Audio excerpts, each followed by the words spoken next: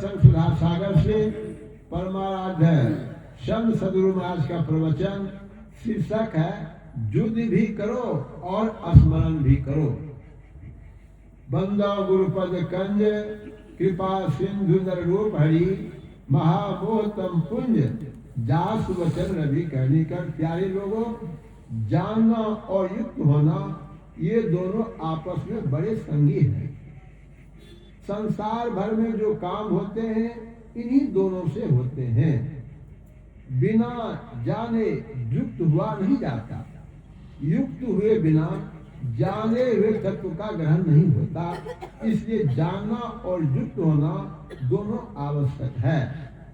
जानने को ज्ञान और युक्त होने को योग कहते हैं। बिना जाने आप क्या कर सकते हैं, और जानकर भी यदि युक्त नहीं और जानकर भी यदि युक्त नहीं होंगे तो क्या लाभ होगा। इसलिए ज्ञान और योग दोनों का अच्छी तरह अभ्यास करना चाहिए। योगहीनं कथं ज्ञानं मोक्षं भवति वो योगोपि ज्ञानिनस्तु नो क्षमो मोक्ष कर्मणि तस्मात् ज्ञानं च योगं च मुमुक्षु देहं व्यसेत योग सुखोपनिषद। सांसारिक बातों में भी आप इसे लगा सकते हैं। आप जानेंगे कि नौकरी, व्यापार और खेती करने से धन होता है, तो इसके लिए आप उससे युक्त होंगे तो धन मिलेगा। यदि नहीं जानेंगे तो युक्त नहीं होंगे और उनसे जो लाभ होना चाहिए नहीं होगा। हम चाहते हैं कि स्थिर सुख मिले, लेकिन ऐसा नहीं होता। संत सूरदास जी ने एक भजन गाया है, ताते से ये दुराई संपत्ति विपत्ति विपत्ति सो संपत्ति दे धरे को यह सुधारी। तरवर फूले फले परिहरे अपने काल ही पाई सरवर नीर भरे पुरे सूखे केवड़ाई। दूतीय चंद्र बाढ़त ही बाढ़े घटक घटक धरी जाई सूरदास संपदा अपदा जिनको उपति आई। संपत्ति या विपत्ति किसी को आप ठहरा कर नहीं रख सकते। जैसे भूख प्यास नींद स्वाभाविक है, उस तरह संपत्ति विपत्ति का होना स्वाभाविक है। इसलिए इसमें आसक्त मत होवो। आसक्त ईश्वर में होवो, जो कभी खोने को नहीं, कभी छूटने को नहीं, अपना शांतिमय स्वभाव कभी छोड़ने को नहीं। उपमा देकर सूरदास जी कहते हैं, तरवर फूलता फलता और झड़ता भी है, सरोवर का नीर बढ़ता उमड़ता और सूखता भी है। दूतिया का चलना बढ़ते बढ़ते पूर्णमासी का होता है, फिर अमावस्या आती है। इसलिए संपत्ति विपत्ति का कभी विश्वास नहीं करो। विश्वास करो ईश्वर पर, जो एक बार मिले तो फिर कभी बिछड़े नहीं। अटल एक ईश्वर रहता है, उसको जानो और उनसे युक्त हो। यही ज्ञान और योग है। यदि ईश्वर का भरोसा छोड़कर संसार में लीन हो जाओ तो कोई विश्वास नहीं। जिनको ज्ञान रहता है वह सुख के दिन में बिलसेगा नहीं और दुख के दिन में बिलखेगा नहीं। छत्रपति शिवाजी के समय में एक संत थे समर्थ रामदास जी और दूसरे तुकाराम जी। समर्थ रामदास जी दरकपन में बहुत दौड़ने और फांदने वाले थे। लोग इनको हनुमान जी का अवतार करने लगे थे। इनके विराट को देखकर इनके परिवार वालों ने इनकी शादी की बात की। इन्होंने शादी करने से इनकार कर दिया। इनकी माताजी बोली, मंडप पर जाने के पहले तुम विवाह से इनकार नहीं कर सकते। समर्थ रामदास जी माता के बड़े भक्त थे। इन्होंने कहा, माता जी ऐसा ही होगा। विवाह की सारी तैयारियां हो गई। माता जी की बात मानकर ये मंडप पर गए और वहां से भाग गए तो भाग ही गए। जो लोग ईश्वर के पक्ष के होते हैं उनका हृदय बहुत उत्तम होता है। उनके हृदय में विचित्र संतोष होता है, उससे उन्हें तृप्ति बनी रहती है। वे जानते हैं कि संपत्ति विपत्ति ऐसे ही आती जाती रहती है।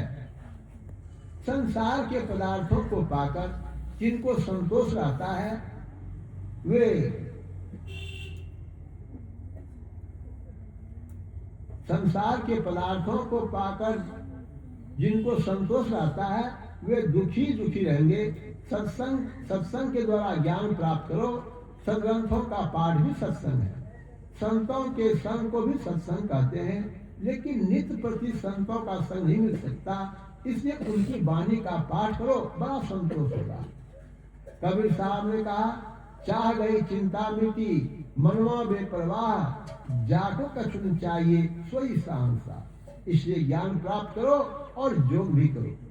बिना ज्ञान के योग नहीं कर सकते और बिना योग के निर्णित पदार्थों को नहीं पाओगे। ईश्वर से प्रेम करने को ही भक्ति कहते हैं। इसको छोड़कर कोई और कुछ करना चाहे तो वह योग नहीं है, वह तो योग कुयोग ज्ञान अज्ञानु जन ही राम प्रेम प्रधान। सिद्ध महात्मा दो तरह के होते हैं। एक सदाचार में संलग्न रहते हैं, अपनी पहुंच वे आप जानते हैं, ईश्वर की ओर रहते हैं, वे सिद्ध पुरुष हैं। रामकृष्ण परमहंस देव जी ने कहा कि सिद्ध पुरुष आलू और बैगन की तरह मुलायम होते हैं। दूसरे वे होते हैं जो चमत्कार दिखलाते फिरते हैं, वे ईश्वर की तरफ नहीं है। संतों के दरबार में उनका आदर नहीं होता। योग से बिंदु और नाद को पकड़ो। बिंदु नाद महालिंगम शिव शक्ति निकेतनम देहम शिवालय प्रोक्तम श्रीदम सर्वदेहिनाम योग शिवोपनिषद। अपने शरीर को आप शिवालय बना सकते हैं और अंतःकरण को शुद्ध करके निकृष्ट बना सकते हैं और अंतःकरण को अशुद्ध करके निकृष्ट बना सकते हैं। इसी उपनिषद में दूसरी जगह है, बिंदु नाद महालिंगम विष्णु लक्ष्मी निकेतनम देहम विश्वयालन प्रोक्तम सिद्धं सर्वदेहिनाम। बिंदु शक्ति है और नाद शिव है। बिंदु लक्ष्मी है और नाद विष्णु है। बिंदु जलधरी है और नाद शिव चिन्ह है। इनकी उपासना कीजिए। लक्ष्मी और शक्ति में था विष्णु और शिव में भेद नहीं है, इसलिए दोनों तरह के श्लोक कहे गए हैं। यदि कोई कहे कि रूप देखने में तो भिन्न भिन्न है, फिर दोनों एक कैसे, तो उत्तर में निवेदन है, किसी के स्थूल रूप पर ही विचार नहीं करो, उनके बिंदु रूप और नाद रूप पर विचार करो। बिंदु और नाद की जहाँ पर समाप्ति होती है वहाँ एक ही एक है। उस शब्दातीत में पहुंचो तो वहाँ एक ही एक रहता है। यहाँ तो दो रहते हैं, बिंदु और नाद। जो बिंदु और नाद को उपासना करते हैं वे एक ईश्वर को उपासना करते हैं। बिंदु पीठ का भेदन करके नाद भी उपस्थित होता है, ऐसा उपनिषद में वर्णन आया है। नाद स्वयं उपस्थित होता है। कोई के यह बिल्कुल सूक्ष्म है और साधन नहीं है, तो उत्तर है कि अवश्य है। नाद का स्थूल रूप सर्वनात्मक शब्द अथवा इंद्रिय गम शब्द है जिसको कान से सुनते हैं।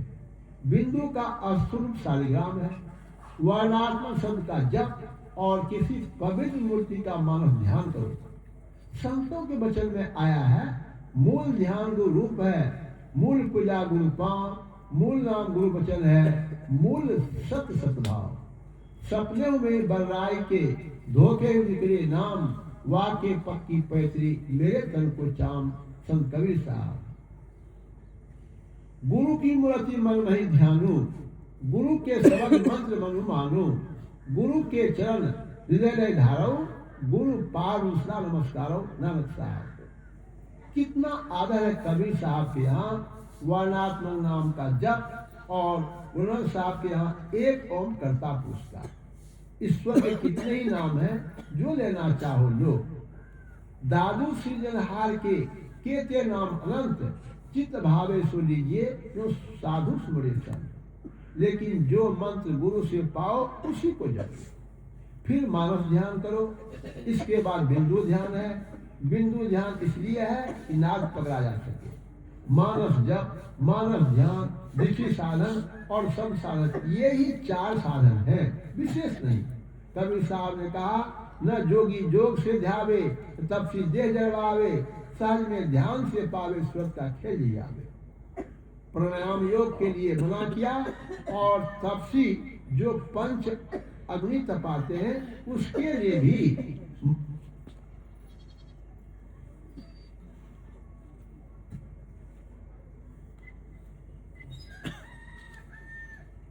प्राणायाम योग के लिए मना किया, और तपसी जो पंच अग्नि तापते हैं उसके लिए भी मना किया।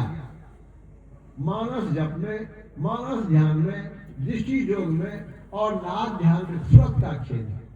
केवल उपासना करते समय ही स्वर्ग का खेल नहीं होता, बल्कि संसार का काम करते हुए भी अपना ख्याल प्रभु में लगाकर रखो।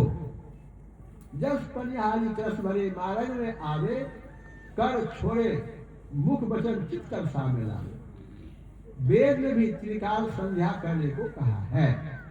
गीता में बताया है कि मोक्ष का अधिकारी अपने को बनाकर कर्म योग करो।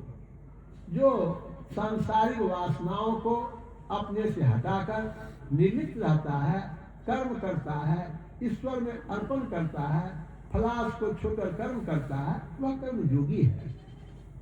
आत्मक होकर कर्म करो, यह बहुत अच्छा कहा। अपनी आत्मा में अपने को संलग्न कर कर्म करने कहा। आत्मा क्या है? शरीर यानी क्षेत्र को छोड़ दो, तब जो तुम हो सो आत्म तत्व है। तुम इंद्रिय गम नहीं हो, आत्मा प्रत्यक्ष नहीं है, उसमें संलग्न होकर कर्म कैसे करें? यह तो अंत की बात है। आरंभ कैसे होता है सो सुनो। अपना निशाना अपने अंदर है, अपने उस पर लगे रहो। यह आत्मक होने का अभ्यास करना है। कमठ जिस जो लावई सो ध्यानी परमान, सो ध्यानी परमान सूरज से अंडा सेवे, आप रे जलमानी सूखे में अंडा देवे। जस परिहारी कलश भरे मार्ग में आवे, कर छोड़े मुख वचन चित्त कर सामने लावे। संग पलटू साहब भगवान श्री कृष्ण ने कहा है, युद्ध भी करो और मेरा स्मरण भी करो। यह कितना कठिन काम है। तीर से तीर को काटना, कितना निशाना करना होता होगा, और फिर ध्यान करने को कहा। दृष्टि योग में आत्म होने का आरंभ होता है। मानस ध्यान में देखा हुआ रूप लेते हैं, लेकिन दृष्टि योग में कुछ नहीं लेते हैं, केवल देखने के ढंग से देखा जाता है। धर्मदास ने कहा, सुखमन सेज बिछाओ बगल में, नित्य उठी करो नहीं हो। बगल में ठहराव करते हैं। इसी को दूसरी तरह से कहा, गंग जमुन के वार पार बीच भरत है अमीय करार। संत गुलाल साहब इंगला पिंगला के मिलन स्थान पर स्थिर अमृत है। दृष्टि योग में अपना निशाना है, अपने अंदर है, अपने उस पर लगे हैं। यह आत्म होने का आरंभ है। प्रभु ईसा मसीह का वचन है, शरीर का दीपक आंख है। यदि तेरी आंख एक हो, तेरा सारा शरीर उजाला होगा। मुझे किसी मजहब से घृणा नहीं है, मैं सभी मजहबों में ध्यान को देखता हूँ। किसी भी मजहब में तुम हो, ध्यान करते हो कि नहीं? ध्यान करो। नाथ मुराद खलील साहब नमाज पढ़ने के बाद ध्यान करते थे। संत दाऊद ने कहा कि मन को घेर कर लाता हूँ, फिर भाग जाता। फिर कहा, साध सबद सो मिली रहे, मन राखे बिनवाए। साध सबद बिन क्यों रहे, तभी बिखर जाए। मन ही सो मन छिभया, मन ही सो मन लाए, मन ही सो मन मिले रहा, दादो न खुल जाए। मन का मन से लगकर स्थिर होना दृष्टि योग से होता है। दाऊदाजी ने कहा, शब्दे बंध्या सबरे, शब्दे सभी जाए, शब्दे ही सब उपजे, शब्दे सबे समाए। पृथ्वी चलती है, उसमें ध्वनि होती है। उस ध्वनि से पृथ्वी इस तरह लपेटी है, इसलिए लट्टू जो घूमता है उससे ध्वनि होती है, उससे वो बंधा रहता है। संसार में जितने प्रबंध होते हैं सब शब्द से होते हैं। सेना तैयार हो, मुंह से कहा और सुनते ही सेना तैयार हो गई। आदि बोलिए प्रेम से श्री सद्गुरु महाराज की जय।